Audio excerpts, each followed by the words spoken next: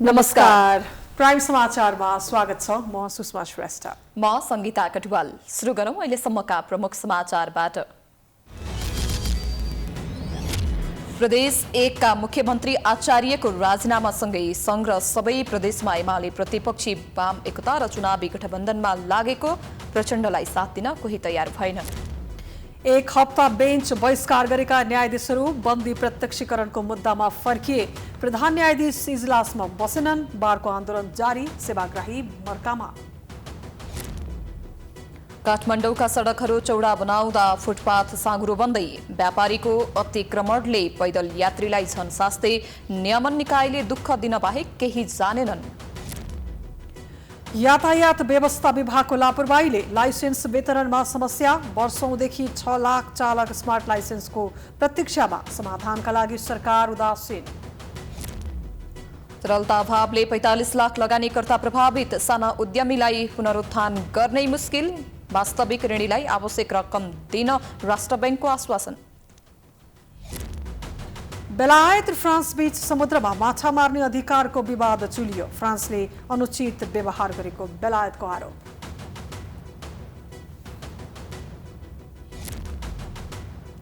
र अन्तर्राष्ट्रिय क्रिकेट परिषदको टी20 वरियतामा नेपाल 1 स्थानमा माथि उक्लिँदै 13औं स्थानमा।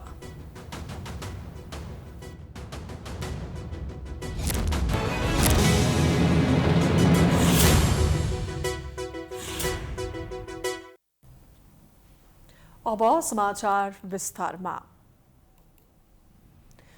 मुख्यमन्त्री भएको 67 दिनमै प्रदेश 1 का मुख्यमन्त्री भीम आचार्यले राजीनामा बुझाएसँगै 4 जना मुख्यमन्त्री रहेको नेकपा एमाले अब कुनै पनि प्रदेश नेतृत्वमा नरहने भएको छ।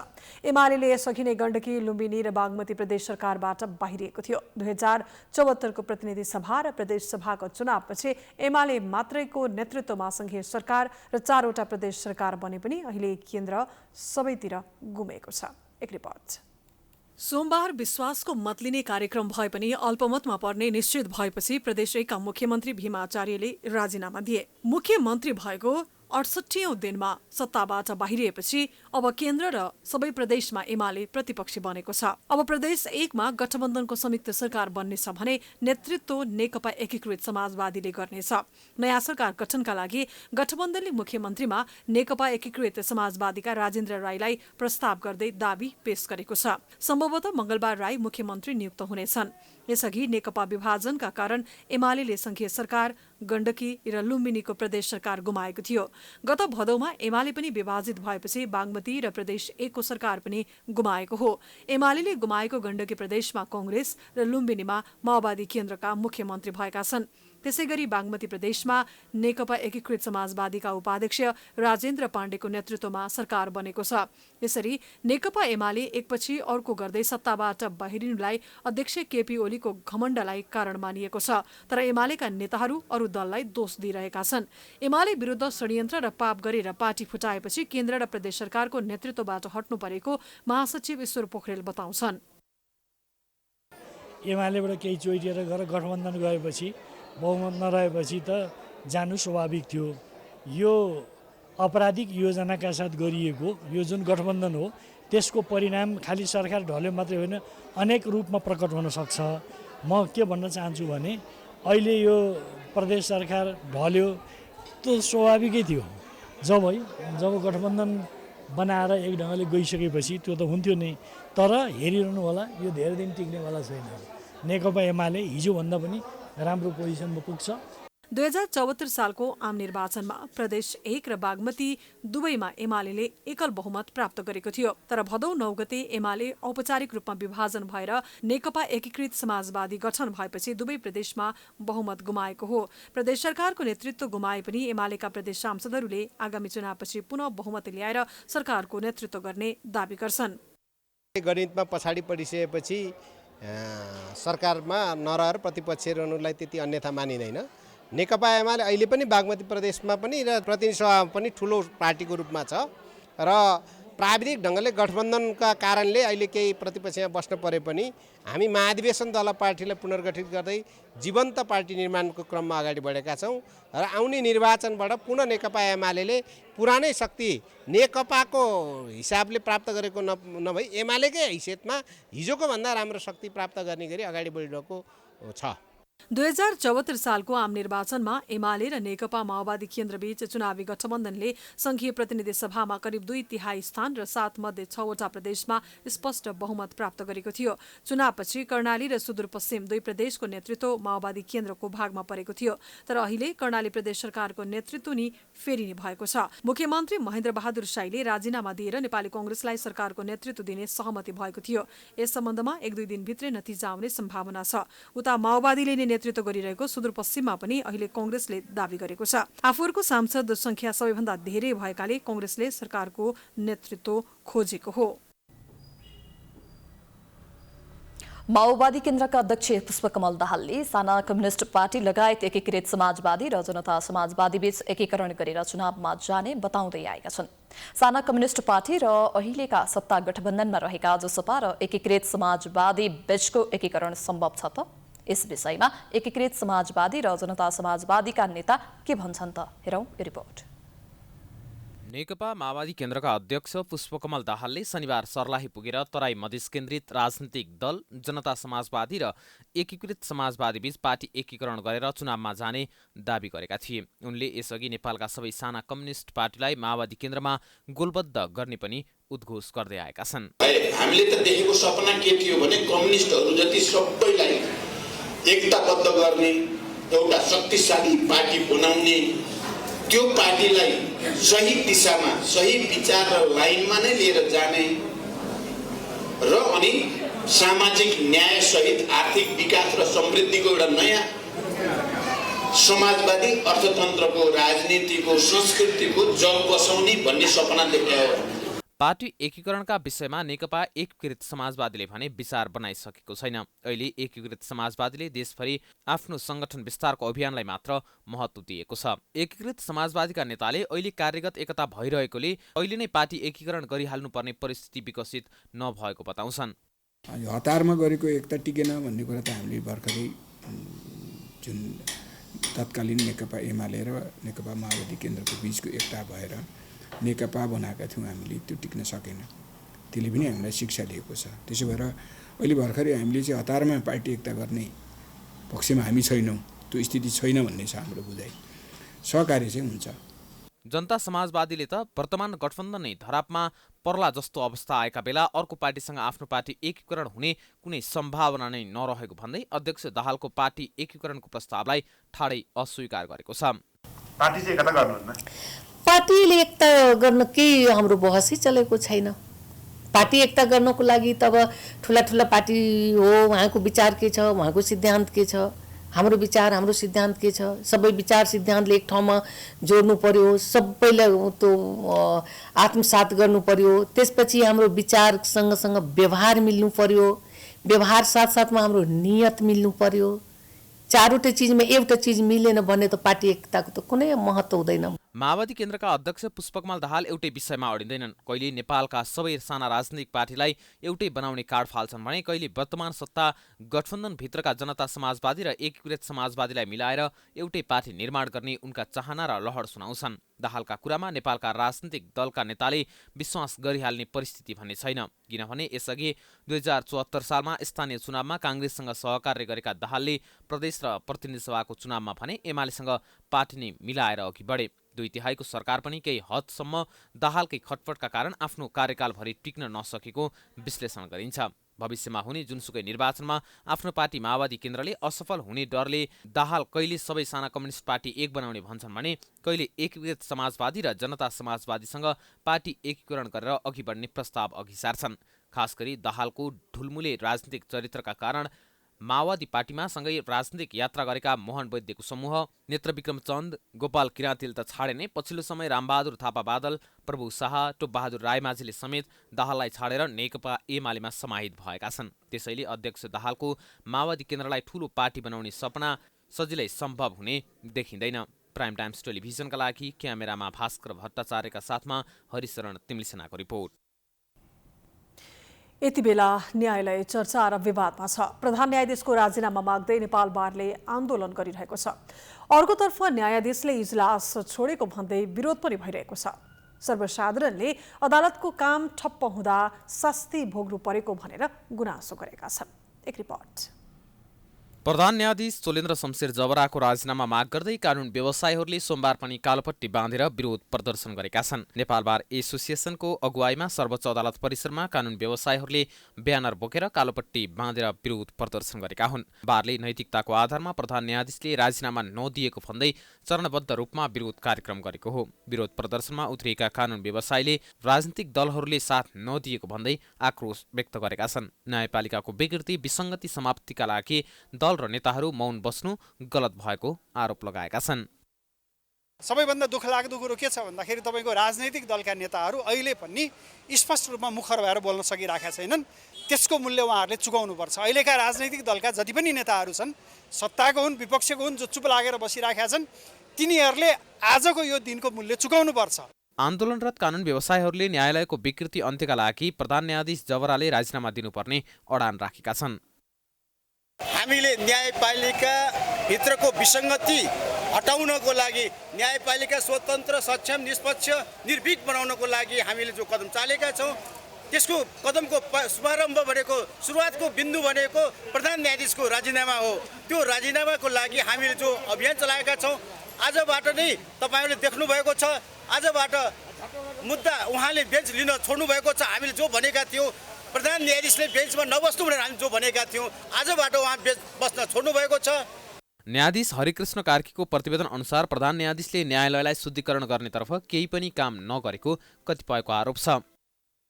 प्रधान न्यायाधीशको कारणले हामी इजलासमा बस्न सक्ने लायकका भएनौँ भनेर सम्पूर्ण सर्वोच्च अदालतका माननीय न्यायाधीशहरूले भन्नुभएको छ। हाम्रो पनि बडा अहिले व्यक्तिगत टीका टिप्पणी छैन। हेर्नु, व्यक्तिगत टीका टिप्पणी छैन।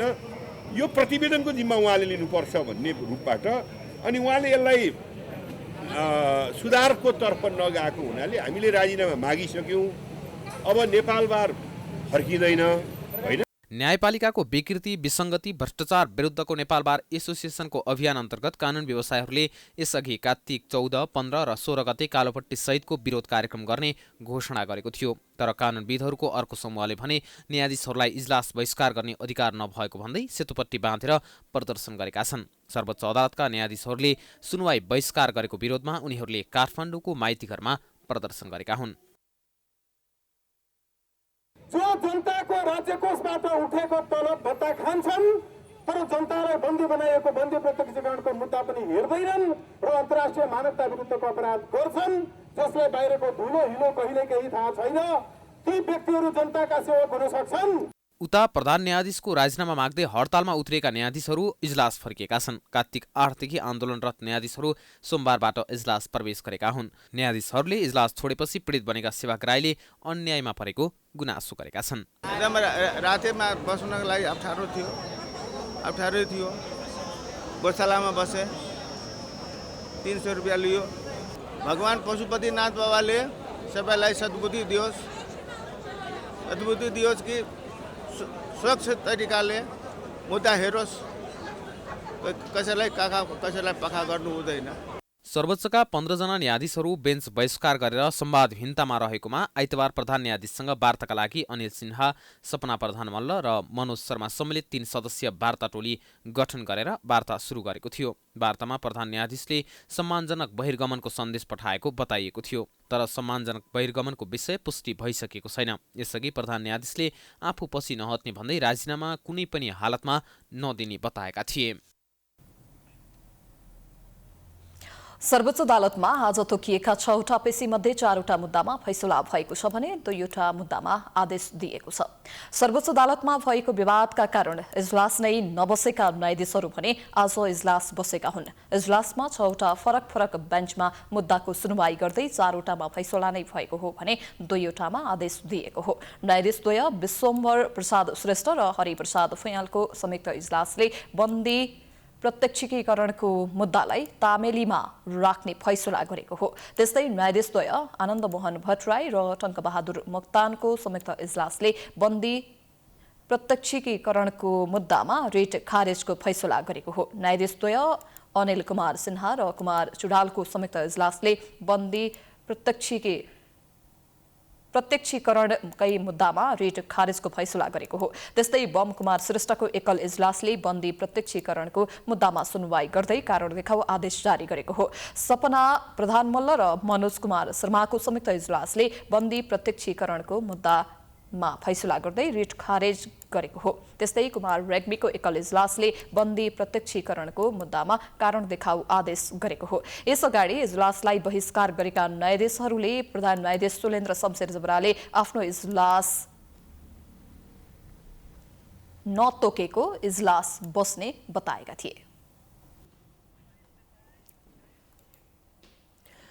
जलवायु परिवर्तन सम्बन्धी संयुक्त राष्ट्र संघले आयोजना गरेको सरकारवाला मुलुकहरूको 26औं सम्मेलन COP26 मा सहभागी हुन स्कटल्याण्ड पुगेका प्रधानमन्त्री शेरबहादुर देउवाले आज राति हुने उद्घाटन समारोहलाई सम्बोधन गर्दैछन्। जलवायु परिवर्तनका कारण उच्च जोखिममा रहेको मुलुकमध्ये एक नेपालले सम्मेलनमा आफ्नो धारणा राख्दा विकसित राष्ट्रले कार्बन उत्सर्जनमा कमी ल्याउन गरेको बाचालाई स्मरण गराउनेछ। सम्मेलनमा जापानले एसिया र मुख्यतया हिमाली राष्ट्रमा जलवायु परिवर्तनले र ल्याउन सक्ने जोखिमका विषयमा कार्यपत्र नै प्रस्तुत गर्दैछ। सम्मेलनकै दौरानमा मंगलबार प्रधानमन्त्री देउबाको भारतीय समकक्षी नरेन्द्र मोदीसँग द्विपक्षीय हितका विषयमा पनि भेटवार्ता हुँदैछ। देउबा र मोदी बीच झण्डै 4 वर्षपछि हुन लागेको औपचारिक भेटमा नेपाल र भारत बीच व्याप्त विवाद समाधानका विषयमा समेत कुराकानी हुनेछ। त्यही भेटमा भारतीय प्रधानमन्त्रीले देउबालाई भारत भ्रमणको समेत निमन्त्रणा दिनेछन्। देउबाले पनि मोदीलाई नेपाल आउन आग्रह गर्नेछन्। यही भ्रमणका क्रममा देउबाले श्रीलङ्काका राष्ट्रपति नन्दसेना गोतबाया राजपक्षसँग पनि द्विपक्षीय हितका विषयमा छलफल गर्नेछन्। साथै प्रधानमन्त्री देउबाले विश्व बैंक तथा अन्तर्राष्ट्रिय मुद्रा कोषका अधिकारीहरूसँग पनि छुट्टा-छुट्टै भेट गर्ने कार्यक्रम छ। शुक्रबार लन्डन पुगेका प्रधानमन्त्री देउबा आइतबार साँझ मात्र स्कटल्याण्डको एडिनबर्ग हुँदै ग्लासगो पुगेका थिए। सम्मेलनमा विश्वका 120 राष्ट्रका राष्ट्राध्यक्ष तथा सरकार प्रमुखको सहभागिता रहेको छ। तर अति कार्बन उत्सर्जन गर्ने मुलुकहरू चीनका राष्ट्रपति सी जिनपिङ र रुसका राष्ट्रपति भ्लादिमिर पुटिन भने सहभागी छैनन्। समाचारको सिलसिला जारी छ। हामी विश्रामपछि आउँछौँ। बाँकी समाचारको साथमा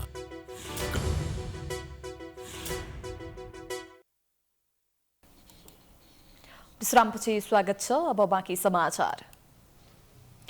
नेकपा एमालेका अध्यक्ष केपी शर्मा ओलीले गठबन्धनको सरकार दिनदिनै खुइलिँदै जाने दावी गरेका छन्। सोमबार एमाले भरतपुर महानगर कमिटिका अधिवेशनलाई सम्बोधन गर्दै ओलीले अहिलेको सरकार लुतो लागेको कुकुर जस्तो खुइलिँदै जाने टिप्पणी गरेका हुन्। तर एमाले सरकार फेरबदलको खेलमा नलाग्ने ओलीले स्पष्ट पारेका छन्। नेपालभरिकै जनताको महासागर महाभेद अब आउँदैछ। त्यसकारण नेकपा एमालेको यस अभियानलाई कसैले पनि रोक्न सक्ने छैन। तर त्यसका निम्ति हामीले सचेत तयारी हामीले गर्नुपर्छ। अहिलेको सत्ता गठबन्धन दुई पटक चुनावबाट भागेको भन्दै ओलीले अब भने भाग्न नसक्ने बताए। ओलीले चितवनमा महाधिवेशन गर्ने कुरा ठूलो नभएको बताएका छन्। ओलीले रेणु दाहाललाई कांग्रेसले बोकेको, आफूहरूले पनि गल्तीवश पुष्पकमल दाहाललाई बोकेको भन्दै अब त्यस्तो गल्ती नहुने बताए। ओली आज 10औं महाधिवेशन स्थलको निरीक्षण गर्न चितवन पुगेका हुन्। महाधिवेशन आगामी मङ्सिर 10, 11 र 12 गते चितवनमा हुँदैछ।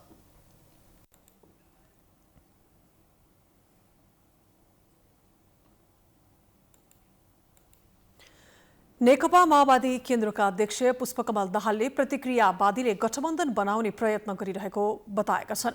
सोमबार काठमाडौँको एक कार्यक्रममा दाहालले संविधान र परिवर्तित व्यवस्थालाई मन नपराउनेहरूले सत्ता गठबन्धनलाई तोड्दै प्रतिक्रियावादी गठबन्धन बनाउन प्रयत्न गरिरहेको बताएका हुन्। उनले न्यायालयभित्र भइरहेको अहिलेको गतिविधि पनि प्रतिक्रियावादी षड्यन्त्र नै भएको बताए। उनले केपी ओली नेतृत्वको सरकारले संहितामाथि प्रहार गर्ने, संसदीय समितिले तयार पारेका विधेयकहरूलाई पनि अघि बढ्न नदिने र पार्टीभित्रको बहसलाई बहाना बनाएर प्रतिनिधि सभा विघटन गरेकोले नै निरङ्कुश प्रवृत्ति विरुद्ध लड्नु परेको बताए।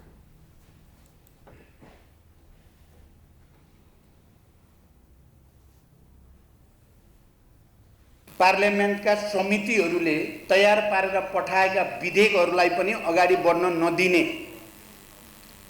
संहितालाई सुदृढ गर्नको निम्ति, प्रदेशहरूलाई बलियो बनाउनको निम्ति कर्मचारीको सरुवा बढुवादेखि समायोजनका सबै कामहरूलाई सहज बनाउनको निम्ति राज्य व्यवस्था समितिबाट तयार पारेर पठाइएको निजामती ऐन प्रधानमन्त्रीले नै जानी बुझी त्यसलाई रोकेर राख्ने बडो विचित्रको स्थिति बन्यो।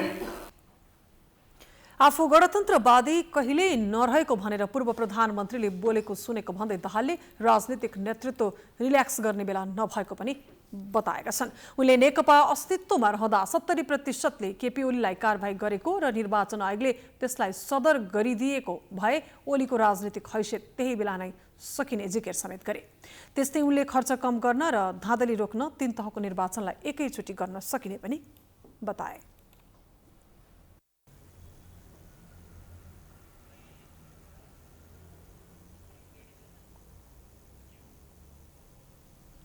काठमाडौँका सडकहरूको चौडाई बढ्दै जाँदा फुटपाथ भने खुम्सिँदै जान थालेका छन्। बल्ल तल्ल एउटा मान्छे हिँड्न मिल्ने फुटपाथमा व्यापारीको अतिक्रमण बढ्दै जाँदा सर्वसाधारण भने ज्यानको बाजी थापेर सडकबाटै हिँड्न बाध्य भइरहेको पनि देख्न नै पाइन्छ। तर यस्तो जनसरोकारका विषयमा सम्बन्धित निकाय भने आँखा चिम्लिएरै बसिरहेको छ। एक रिपोर्ट। अस्तव्यस्तताले भरिएको सहर खोज्न पर्यो भने कतै जानु पर्दैन। एकपटक काठमाडौँ घुमे पुग्छ। यही काठमाडौँका अनेकौं समस्या मध्ये एउटा समस्या हो फुटपाथ। पूर्वाधार विकासको नियम अनुसार भन्ने हो भने एउटा सामान्य फुटपाथको चौडाई घटीमा 5 फिट हुनुपर्छ। तर घुम्दै हिँड्ने हो भने काठमाडौँमा 1-2 फिट मात्रै चौडाई भएका फुटपाथ पनि भेटिन्छन्। सडक बनाउँदा फुटपाथ पनि बढाउनुपर्छ भन्ने हेक्का नराख्दा कतिपय स्थानमा त फुटपाथ नै मासिएका छन्। त्यसमाथि जति फुटपाथ छन् ती पनि व्यापारीको अतिक्रमणमा परेका छन्। फुटपाथलाई पैदल यात्रु मैत्री बनाउने जिम्मा पाएका स्थानीय निकायहरू यस्ता विषयमा आँखा चिम्लिएर बसेका छन्। त्यसमाथि चाडपर्व नजिकिएसँगै फुटपाथमाथिको अतिक्रमण झनै बढ्ने गरेको छ। भइहाल्यो, त्यही पनि दुःख गरेर खाने मान्छेहरूले त अब खान नि पाउनु पर्यो हैन। अहिले यो सिजनको टाइम छ, गर्नु नि पर्यो, नगर्नु नि कसरी भन्नु र। तर हिँड्न त असहज त भइहाल्छ। यहाँ त असहज नै हुन्छ, धेरै असहज हुन्छ। सबै पसलहरू फुटपाथमै हुन्छ। अहिले त खासै केही छैन। बेलुकातिर त हिँड्न साह्रै गाह्रो हुन्छ। यता नि पसल हुन्छ, यता नि पसल हुन्छ, कसलाई के भन्नु। हुन त फुटपाथ व्यापारीको पनि आफ्नै पीडा र गुनासा छन्। 20 वर्षदेखि यी भद्र महिलाको जीवन निर्वाह फुटपाथमा तरकारी बेचेरै भइरहेको छ। फुटपाथमा व्यापार गर्दा एक त इज्जत कसैले नदिने तथा अर्कोतिर महानगर प्रहरीले समेत बेला बेलामा दुःख दिने गरेको गुनासो उनको छ। गाह्रो छ नि, नगरपालिकाले धेरै दुःख दिन्छ। बाटो क्रसमा धेरैजनाले फुटपाथमा हो भन्छन्, फुटपाथै हो भन्छन्, पाहे भन्छन् नि, हेपेर कति गाह्रो छ।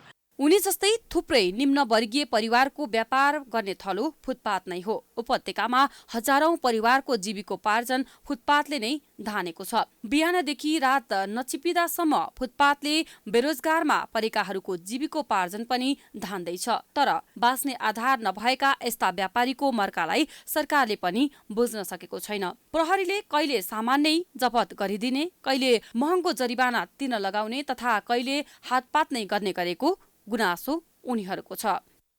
गाह्रो त अब यही हो, गाह्रै छ। अब नगरपालिका आए भाग्न पर्छ। अब यही छोरछोरी लिएर बस्ने हो हामी।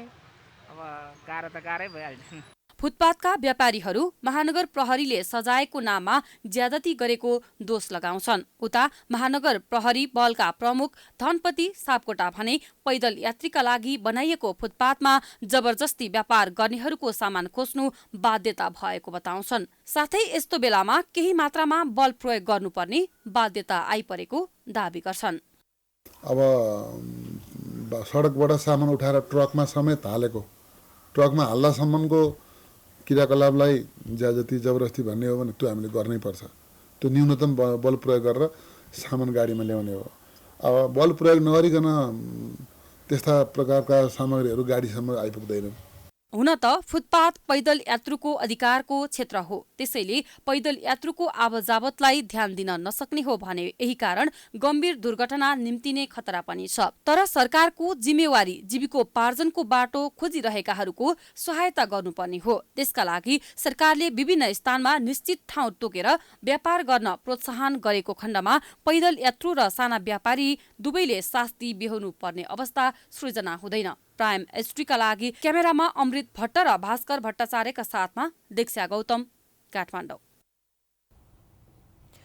सरकारी निकायको ढिला सुस्ती र लापरवाहीका कारण सवारी चालक अनुमति पत्र वितरण प्रणालीमा बारम्बार समस्या देखा पर्ने गरेको छ। कोरोना महामारीको कारण बन्द भएको आवेदन प्रक्रिया बल्ल तल्ल खुले पनि प्रविधिमा आएको समस्याका कारण फेरि बन्द हुँदा अनुमति पत्र लिने तयारी गरेका सेवाग्राही मर्कामा परेका छन्। एक रिपोर्ट। यातायात व्यवस्था विभाग र विभिन्न प्रदेश अन्तर्गत रहेका यातायात कार्यालयले समयमै आवश्यक निर्णय लिन नसक्दा सवारी लाइसेन्सको आवेदन, लिखित र प्रयोगात्मक परीक्षा मात्रै नभएर लाइसेन्स छपाई र वितरणसम्मका सबै काम प्रभावित बनेका छन्। स्मार्ट प्रविधि अवलम्बन गरेको दावी गर्दै कार्यालयको संख्या बढाए पनि यातायात विभागले सेवाग्राहीले पाइरहेको शास्तिलाई भने कम गर्न सकेको छैन। कोरोना महामारीका कारण लामो समय आवेदन प्रक्रिया नै अवरुद्ध हुँदा लाखौं सेवाग्राही लाइसेन्स पाउनबाट वञ्चित भएका छन्। आवेदन प्रक्रियामै समस्या देखिन थालेपछि नयाँ चालकहरू समस्यामा त परेका छन् नै, त्यसमाथि आवेदन दिइसकेकाले समेत परीक्षाका लागि लामो समय कुर्नुपर्ने बाध्यताको समेत अन्त्य हुन सकेको छैन। राम्रो छैन, राम्रो भएन भन्छु म चाहिँ। यत्रो समय अब एक महिनासम्म त ठिकै जस्तो लाग्छ, टाइम पनि लाग्छ, तर यो 6-7 महिना चाहिँ एकदम नराम्रो हो। मान्छेलाई एकदम शास्ति, हामीलाई चाहिँ अब शास्ति भएको छ, मलाई पनि सबैलाई यस्तै त मलाई यस्तै त भएको होला भन्छु। यो चाहिँ 1-2 महिनासम्म अथवा मान्छेलाई कहिले अब टाइम हुनेले त उ गर्ला, हामीले चाहिँ अब टाइम पनि छैन, टाढाबाट गर्नुपर्ने भएर चाहिँ मलाई चाहिँ एकदम नराम्रो लागेको छ। मैले चाहिँ त्यस्तै 8 महिना पहिला फर्म भरेको थिएँ, अनि बिचमा अब लकडाउन कोरोना के भयो, त्यसले गर्दा अनि फेरि अब 3 महिना अझ कुर्नु पर्यो मैले। अब त्यो के भन्छ गाडीको ट्रायलको लागि अब त्यस्तै 3 महिना कुरेर अनि बल्ल निकाल्ने। अब यातायात व्यवस्था विभागले गत वैशाख 16 गतेदेखि कोरोना महामारीको कारण देखाउँदै बन्द गरेको लिखित तथा प्रयोगात्मक परीक्षा केही अवधिका लागि खुला गरिएको थियो। दशैंको बिदा लगत्तै फेरि खुलेको 3 दिनमै बन्द भएको परीक्षा प्रक्रिया समेत सुचारू हुन सकेको छैन। यातायात व्यवस्था विभागले प्राविधिक समस्या देखाउँदै आवेदन नै बन्द गर्दा सेवाग्राही समस्यामा परेका छन्। उता यसअघि नै परीक्षामा सहभागी हुन आवेदन दिएका करिब 5 लाख जना प्रयोगात्मक परीक्षाको मिति कुरिरहेका छन्। अर्कोतिर परीक्षा दिइसकेकाले समेत स्मार्ट लाइसेन्स छपाईमा भएको ढिलाइले वर्षौंसम्म लाइसेन्स नपाउने अवस्था छ। यातायात व्यवस्था विभागमा अहिले परीक्षा उत्तीर्ण गरेका र नवीकरणको प्रक्रियामा रहेर स्मार्ट लाइसेन्सको प्रतीक्षामा रहनेको संख्या 5,92,000 छ। तर विडम्बना गत फागुनदेखि नै नयाँ लाइसेन्सको छपाई नै बन्द छ। विदेश जान आवश्यक परेका बाहेक अरूको लाइसेन्स छाप्न छोडिएको छ। योजना र पूर्वाधारको सहित व्यवस्थापन हुन नसक्दा यातायात सधैँ नागरिकलाई अनावाक शास्ति दिने कार्यालय बन्दै गएको छ। विभागको भनाइ सुन्ने हो भने लाइसेन्स पाउन अझै केही महिना कुर्नुपर्ने देखिन्छ। 1 वर्ष चाहिँ हामीले चाहिँ सर्वसाधारणलाई चाहिँ दिन सकेका छैनौँ। जो वैदेशिक रोजगारमा जानुपर्ने चाहिँ सेना प्रहरी सशस्त्र प्रहरीको मिसनमा जानुपर्ने, वैदेशिक अध्ययनमा जानुपर्ने र विदेशमै बस्ने तर स्वदेशमा आएर लाइसेन्स बनाएर जान्छु भन्नेहरूलाई चाहिँ हामीले इमर्जेन्सी प्रिन्टिङ दिएका छौँ होइन। त्योभन्दा बाहेकलाई चाहिँ हामीले अहिले दिएको छैनौँ। यो चाहिँ एकदम लामो समय भयो। अब यसमा दुःख छ हामीलाई, किनभने यो हाम्रो टेक्निकल चाहिँ कुरा हामी चाहिँ कस्तो छौँ भने हाम्रो क्षमता हाम्रो अन्डरस्ट्यान्डिङ अनुसार चाहिँ हामीले समयमै तयारी चाहिँ नगर्दाखेरि त्यसमा चुक्दाखेरिको यो चाहिँ पीडादायी अवस्था सिर्जना भएको हो। अबका दिनहरूमा चाहिँ यसलाई दीर्घकालीन रूपमै समाधान गर्नको निम्ति हामी अर्को विकल्प पनि सोचिरहेका छौँ। एकातिर सेवाग्राहीले चाहेको बेलामा आवेदन दिन नै पाएका छैनन् भने अर्कोतिर आवेदन दिएर समेत लाइसेन्स लिन वर्षौं कुर्नुपर्ने बाध्यता छ। यसले सरकारप्रति आम नागरिकको आक्रोश बढ्दो छ। यस्ता सानातिना विषयलाई समेत सम्बोधन गर्न नसक्ने सरकारसँग जनताले ठूलो अपेक्षा राख्नु अब बेकार जस्तो बनिसक्यो। कार्यवाहक प्रधानमन्त्री एवं गृहमन्त्री बालकृष्ण खाँडले चाडपर्वका बेला मुलुकको सुरक्षा व्यवस्था थप मजबुत पार्न निर्देशन दिएका छन्। सोमबार सिंहदरबारमा बसेको सरकारको केन्द्रीय सुरक्षा समितिको बैठकमा खाँडले चाडपर्वका बेला हुन सक्ने आपराधिक घटनाहरूलाई रोक्नका लागि मुलुकको सुरक्षा व्यवस्था थप मजबुत पार्न निर्देशन दिएका हुन्। बैठकले चाडबाडका बेला भीडभाड कम गरेर कोरोना संक्रमणको जोखिम घटाउन आग्रह गरेको गृह मन्त्रालयका प्रवक्ता फणेन्द्र मणि पोखरेलले जानकारी दिए। यसअघि पनि भीडभाड नियन्त्रण हुन नसक्दा कोरोना संक्रमण बढेको र अब कोरोनालाई बढ्न नदिन सबै सुरक्षा अङ्गहरूले उच्च सतर्कता अपनाउने निर्णय भएको पोखरेलले बताए। स्वास्थ्य सतर्कता र संक्रमण बढ्न नदिने विषयमा नै छलफलमा केन्द्रित भएको उनको भनाइ छ। विगतमा हामीले कोभिड-19 संक्रमणलाई अलिकति नेग्लेक्ट गर्दाखेरि कोभिड हत्तै बढेको अवस्था थियो र त्यसलाई कसरी व्यवस्थित गर्नुपर्छ र हाम्रो अहिलेको चाडबाडहरू नजिकै छन्। ती चाडबाडहरूमा अलिक भिडभाड कम गरिदिनु हुन भन्ने सन्दर्भमा हामीले बढी फोकस गऱ्यौँ र त्यो भिडभाडलाई अब सङ्क्रमण हुन नदिने स्वास्थ्य मन्त्रीजीले खोपको प्रतिबद्धता व्यक्त गरिदिनु भएको छ र हामीले हाम्रो सबैको ठाउँमा जस्तो हाम्रो प्रहरीको ठाउँमा नेपाली सेनाको ठाउँमा सबैले आफ्नो ठाउँमा बसेर सुरक्षाका प्रोटोकलहरू पालना गर्ने र हेल्थ प्रोटोकल पालना गर्ने भन्ने विषयमा हाम्रो छलफल भएको थियो। बैठकमा रक्षा मन्त्री डाक्टर मिनेन्द्र रिजाल, परराष्ट्र मन्त्री डाक्टर नारायण खड्का, स्वास्थ्य मन्त्री विरोध खतिवडा लगायत सबै सुरक्षा निकायका प्रमुखहरूको सहभागिता रहेको थियो। समाचारको सिलसिला अझै जारी छ। हामी विश्रामपछि आउँछौँ।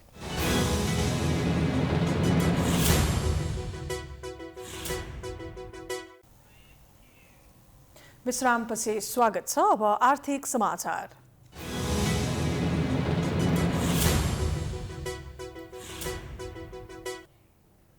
घरायसी प्रायोजनका लागि प्रयोग हुने माटोका भाडा पछिल्लो समयमा लोप हुने अवस्थामा पुगेका छन्। प्लास्टिकका भाडाले माटाका भाडाको स्थान ओगटेपछि माटोका भाडा लोप हुने अवस्थामा पुगेको हो। प्लास्टिकका आधुनिक भाडा बजारमा आएसँगै माटोका भाडा बनाउने मानिसको पेसा र व्यवसाय पनि सङ्कटमा परेको छ।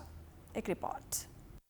कुमाल समुदायको पुर्ख्यौली पेसाका रूपमा परिचित माटोको भाँडा बनाउने पेसा पछिल्लो समयमा लोप हुँदै गएको छ, जसको असर माटोको भाँडा बेच्ने व्यापारीलाई पनि परेको छ। घरयासी कामका लागि प्रयोग गरिने माटोको भाँडा पछिल्लो समयमा प्लास्टिकका आधुनिक भाँडाका कारण लोप हुँदै गएको हो। अति आवश्यक पूजा आजामा प्रयोग गरिने बाहेक अहिले कुनै पनि काममा प्रयोग नहुँदा माटोको भाँडा बेच्ने व्यापारीको व्यापार व्यवसाय पनि धरापमा परेको छ। माटोको भाँडा बनाउने पेसाप्रति युवा पुस्ताको आकर्षण हुन नसक्नु र माटो, दाउरा, पराल लगायतको कच्चा पदार्थ समेत अभाव हुँदा माटोको भाँडा बनाउने व्यवसाय ओह्रालो लागेको हो। त्यति त छैन अहिले, अब बनाउने नै कम भइसक्यो, बनाउनेहरूले नै बनाउन छोडिसक्यो। अब त्यही नहुने काजक्रियाको काममा अब दसैँ तिहारमा चाहिने सामानहरूमा भन्दा अरूमा चाहिँ छैन, त्यस्तो महत्त्व चाहिँ छैन पहिलाको जस्तो। सबै आधुनिक सामानहरू बढिसक्यो, त्यसैले जे पनि प्लास्टिकको भाँडा त्यस्तो आयो नि, त्यस्तो भएर तेरी बिक्री भएन भनेको नि, न त अहिले त जान्छ भाँडा यो तेरी। माटोको भाँडा राम्रो भए पनि यसलाई फुट्ने समस्याबाट जोगाउनु पर्छ। त्यति मात्र होइन, यो महँगो पनि छ। प्लास्टिकका सामग्री सजिलो हुने हुँदा माटोको भाँडाको महत्त्व घट्दै गएको उपभोक्ताको भनाइ छ। त्यो अब फुटिरहेको हुन्छ हैन, अब पुरानो अब अहिले चलिरहेको अब स्टिलको भाँडाहरू चाहिँ अब फुट्दैन। अब त्यो माटोको भाँडाहरू अलिकति खस्यो भने फुट्ने, अब बिग्रिने, अब ओसिने हुन्छ। अनि त्यही भएर पनि अलिकति खपत कम भयो जस्तो लाग्छ मलाई। हाम्रो नेवार समुदायमा तपाईँको चाडबाडहरूमा यताउति हुँदाखेरि माटोको भाँडा चाहिँ प्रयोगमा ल्याइन्छ तपाईँको। जस्तो कि भोज हुँदाखेरि तपाईँको सली भन्छ नि, त्यो भयो होइन। अब जस्तो कि दसैँ तिहारमा त्यो माटोको भाँडाकुँडाहरू पूजाको लागि भयो होइन, त्यसको लागि पनि अब मान्छेले युज गरिरहेछ, नगरेको चाहिँ होइन। अब जस्तै अब घरको कौछीमा राखिराखेको गमलाहरू भयो तपाईँको होइन। अब खाने पानी हाम्रो सुराही भन्छ होइन, त्यस्तो गर्मीमा चाहिँ प्रयोग गरिरहेछ। पहिलाको भन्दा धेरै कम भयो, तर मान्छेले प्रयोगमा चाहिँ ल्याइरहेछ। माटोको भाँडा बनाउने कुमाल समुदायको पुर्ख्यौली पेसा व्यवसाय भए तापनि अहिले बजारमा पाइने प्लास्टिकका भाँडा र विद्युतीय भाँडाका कारण माटोको भाँडा लोप हुँदै गएको हो। कुनै पनि पेसा र व्यवसायलाई जोगाइ राख्न त्यस पेसा र व्यवसायमा लागेका मानिसले नै आफ्नो पेसा र व्यवसायलाई समय सापेक्ष विशिष्टीकृत बनाउन सक्नुपर्नेछ। प्राइम एचडी क्यामेराका लागि अमृत भट्टका साथमा सावित्री जोशी, काठमाडौँ। नेपाल राष्ट्र बैंकले बजारमा तरलता अभाव हुन नदिने दावी गर्दै वास्तविक ऋणीले आवश्यक रकम नपाउने अवस्था आउन नदिने प्रतिबद्धता व्यक्त गरेको छ। यता निजी उद्योगीहरूले भने तरलता अभावका कारण 45 लाख लगानीकर्ता प्रभावित भएको र साना लगानीकर्तालाई पुनरुत्थान गर्न नसकिने अवस्थामा आएको भन्दै चिन्ता व्यक्त गरेका छन्। एक रिपोर्ट। नेपाल आर्थिक पत्रकार समाज सिजनले सोमबार काठमाडौँमा आयोजना गरेको अर्थ संवादमा नेपाल राष्ट्र बैंकका गभर्नर महाप्रसाद अधिकारीले तरलता अभाव भएकै कारण प्राथमिकता प्राप्त क्षेत्र, उत्पादनशील व्यवसाय र आर्थिक वृद्धि गर्ने क्षेत्रमा लगानी गर्न पैसा नपाउने अवस्था आउन नदिने प्रतिबद्धता जनाएका छन्। गभर्नर अधिकारीले लोकप्रिय बन्न भन्दा पनि वित्तीय प्रणालीलाई स्थायित्व प्रदान गर्न राष्ट्र बैंकले ध्यान दिने स्पष्ट पारे। उनले मौद्रिक नीतिले कोरोना प्रभावित व्यवसायलाई जोगाउन ठूलो जोखिम लिएर भए पनि तरलता हुन नदिएको दावी गरे। बजारमा प्रभाव भएको ऋणमध्ये 50% आयातमा जानु दुःखद रहेको भन्दै अधिकारीले सरकारी सुरक्षणका साधनबाट बजारमा पर्याप्त तरलता उपलब्ध गराइने जानकारी दिए। 7 खर्बको लगानी गभर्नमेन्ट इन्स्ट्रुमेन्टमा छ, सरकारी सुरक्षण पत्रहरू हुन्छ। त्यो सुरक्षण पत्रको 90% सम्म त हामी लोन दिनै सक्छौँ राष्ट्र बैंक आफै नै। मार्केटमा लिक्विडिटी कम भएकै कारणले चाहिँ क्रेडिटै नहुने, ऋण लिन नै नपाउने भन्ने विषय चाहिँ हुँदैन। जेन्युन ऋणीहरूले पाउँछन्, त्यति हो। अलिकति चाँडो ढिलो हिजोको जस्तो बोलाइ नहोला। नेपाल ब्याङ्कर्स सङ्घका अध्यक्ष भुवन दाहालले ऋणको तुलनामा निक्षेप सङ्कलन कम हुँदा तरलता अभाव भएको बताए। उनले विदेशी लगानी आकर्षित गर्नुपर्नेमा जोड दिए। ब्याङ्कहरूले गर्नुपर्ने, व्यवसायले गर्नुपर्ने, सरकारले गर्नुपर्ने लङ टर्मको लागि चाहिँ एक्सटर्नल कमर्सियल बोरोइङ, एफडिआईहरू होइन, अनि गभर्मेन्टले चाहिँ ग्रान्ट्सहरू ल्याउने यस्तो चिजहरू चाहिँ भयो भने हामी यो सिचुएसनलाई अभोइड गर्न सक्छौँ। नेपाल उद्योग वाणिज्य महासङ्घका अध्यक्ष शेखर गोल्छाले तरलता अभावका कारण 45 लाख लगानीकर्ता प्रभावित भएको बताए। ब्याजदर पनि बढ्नुले साना उद्यमीको पुनरुत्थान गर्न नसकिने अवस्था आएको उनको गुनासो छ। अति प्रभावित क्षेत्रहरू छन्, खास गरेर पर्यटन र साना उद्योगिक व्यवसायहरू, उनीहरूको पनि पुनरुत्थान चाहिँ अलिकति स्लो डाउन हुन्छ भनेपछि समग्रमा सबैलाई 45 लाख सेयर होल्डर्स जुन आज लगानी गरेका छन् सेयर मार्केटमा, उनीहरू लगायत सबैलाई कुनै न कुनै तरिकाले असर पर्छ। यसले अर्थतन्त्रलाई स्लो डाउन गर्छ। कार्यक्रममा गभर्नर अधिकारीले सेयर धितो कर्जालाई 4 करोड र 12 करोड रुपियाँको सीमा निर्धारण हुँदा फरक परिणाम आएको स्वीकार्दै सेयर धितो कर्जामा केही संशोधन हुन सक्ने सङ्केत गरेका छन्। प्राइम टाइम्स एचडीका लागि क्यामेरामा राधिका श्रेष्ठका साथ हरिशरण नेउपाने, काठमाडौँ। अब अन्तर्राष्ट्रिय समाचार।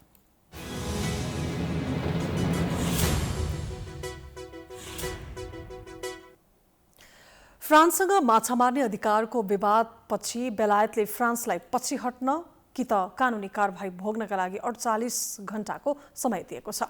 बेलायतले फ्रान्सेली प्रतिबन्धको खतरा बढ्दै गएपछि माछा मार्ने इजाजत पत्रको विवादमा पेरिसले पछि हट्नुपर्ने बताएको छ। फ्रान्सले अनुचित व्यवहार गरेको बेलायती विदेश सचिव लिज ट्रसको भनाइ छ। फ्रान्सले विवाद समाधान नभएमा मंगलबारदेखि आफ्ना बन्दरगाहहरूमा बेलायतको डुङ्गा अवतरण रोक्ने र देशमा प्रवेश गर्ने बेलायती सामानहरूमा भन्सार जाँचलाई कडाई गर्ने चेतावनी दिएको थियो।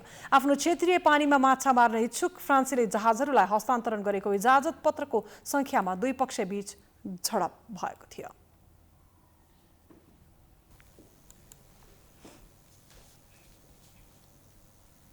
अब खेलकुद समाचार।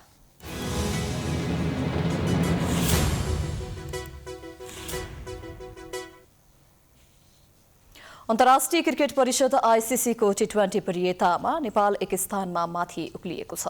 आईसीसीले सोमबार सार्वजनिक गरेको वरियता अनुसार नेपाल एक स्थान उक्लिँदै 13औं स्थानमा पुगेको हो। यसअघि अक्टोबर 26 तारिकमा आईसीसीले सार्वजनिक गरेको वरियतामा नेपाल 14औं स्थानमा रहेको थियो। वरियतामा इंग्ल्यान्ड पहिलो, पाकिस्तान दोस्रो र भारत तेस्रो स्थानमा रहेको छन्।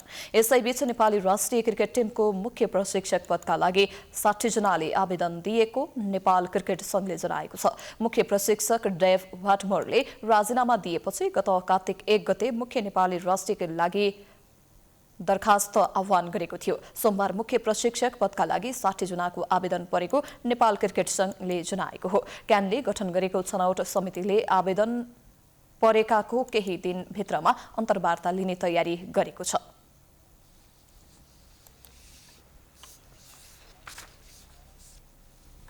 हामी समाचारको अन्त्यमा आइपुगेका छौं। जाँदा जाँदै प्रमुख समाचार पुनः एकपटक। प्रदेश एकका मुख्यमन्त्री आचार्यको राजीनामासँगै संघ र प्रदेशमा एमाले प्रतिपक्षी वामेकता र चुनावी गठबन्धनमा लागेका प्रचण्डलाई साथ दिन कोही तयार भएन। एक हप्ता बेन्च बहिष्कार गरेका न्यायाधीशहरू बन्दी प्रत्यक्षीकरणको मुद्दामा फर्किए। प्रधान न्यायाधीश इजलासमा बसेनन्। बारको आन्दोलन जारी, सेवाग्राही मर्कामा। काठमाडौँका सडकहरू चौडा बनाउँदा फुटपाथ साँघुरो बन्दै व्यापारीको अतिक्रमणले पैदल यात्रीलाई झन शास्ति। नियमन निकायले दुःख दिन बाहेक केही जानेन। यातायात व्यवस्था विभागको लापरवाहीले लाइसेन्स वितरणमा समस्या। वर्षौंदेखि 6 लाख चालक स्मार्ट लाइसेन्सको प्रतीक्षामा। समाधानका लागि सरकार उदासीन।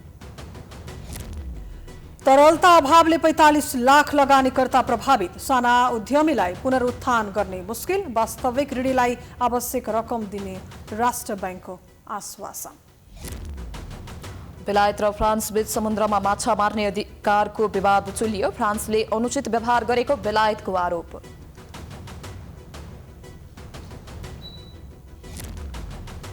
र अन्तर्राष्ट्रिय क्रिकेट परिषदको T20 वरियतामा नेपाल एक स्थान माथि उक्लिँदै 13औं स्थानमा।